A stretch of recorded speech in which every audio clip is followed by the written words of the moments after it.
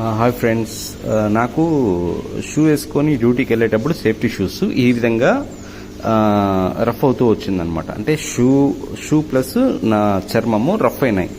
Rough అవ్వడం వల్ల అక్కడ కాయ మాదిరి కాస్తుంది. ఎందుకు ఇట్లయింది అని టెన్షన్ పడేవాడిని. అది ఒక లెగ్కే, రైట్ లెగ్కి ఉండేది. తర్వాత అదేముంది, తగ్గలేదు. ఒక ఆల్మోస్ట్ 2.5 years నుండి నాకు ఈ ప్రాబ్లం ఉంది. 2.5 కాదులేండి, ఒక 3 years నుండి. తర్వాత ఏమైందంటే అది రాను మానట్లేదు. ఏం యూజ్ చేసినా కూడా తగ్గట్లేదు. అది మెల్లమెల్లగా 2 కాళ్ళకి స్ప్రెడ్ అయిపోయింది. తర్వాత అరికాళ్ళు, లైక్ ఈ విధంగా అరికాళ్ళలో కూడా మెల్లగా స్టార్ట్ అయిపోయినాయి. ఇంకేమనుకున్నాను, ఇది ఎందుకు ఇట్లా అవుతుంది 2 కాళ్ళకి ఈక్వల్గా, ఎవరికి చెప్పుకోలేము. డాక్టర్ దగ్గరకు పోతే వాళ్ళు అది కరెక్ట్గా సొల్యూషన్ చెప్పట్లేదు. వాళ్ళు కూడా ఇవి వాడండి పోతాయి అని చెప్పేవాళ్ళు. సో ఫర్దర్గా కొంతమంది చెప్పింది ఇది సూరియాసిస్ అన్న, అది ఈక్వల్గా షేర్ అవుతుంది. కొంతమందికి అయితే 2 చేతులకి ఈక్వల్గా షేర్ అవుతుంది. అట్లని వాళ్ళు చెప్పారు.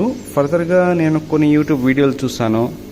ఆ వీడియోస్లో నాకు సజెస్ట్ చేసిండేది, వాళ్ళు వచ్చేసి తిరుపతి ఆయుర్వేదిక్ హాస్పిటల్కి వెళ్ళండి, అక్కడ ఆయింట్మెంట్లు అవి ఇస్తారు, క్యూర్ అవుతుందని చెప్పారు. సో ఓకేలే అనుకొని నేను ఇంకా తిరుపతి ఆయుర్వేదిక్ హాస్పిటల్కి వెళ్ళాను. వాళ్ళు కొన్ని మందులు ఇచ్చారు. మందులు యూజ్ చేశాను. వాళ్ళు ఏం చెప్పారంటే, ఇంకా చికెన్ తినకూడదు, ఫాస్ట్ ఫుడ్ తినకూడదు, మటన్ తినకూడదు, పథ్యం ఉండాలి, రెగ్యులర్గా ఇవి పాటించాలి అని చెప్పారు. ఓకే అనేసి నేను కొన్ని రోజులు యూజ్ చేశాను అంతే.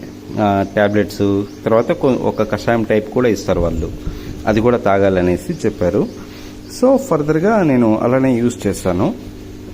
జస్ట్ ఒక 1 week to 10 days వాడాను అంతే. తర్వాత స్టాప్ చేసేసాను. ఎందుకంటే నాకు నయం అయిపోయింది. ఐ మీన్ ఇట్లా పగుళ్ళు ఏం లేవు, నార్మల్గానే ఉండింది. సో ఇది అండి ఫస్ట్ నాకు వచ్చిండేది కాళ్ళకి.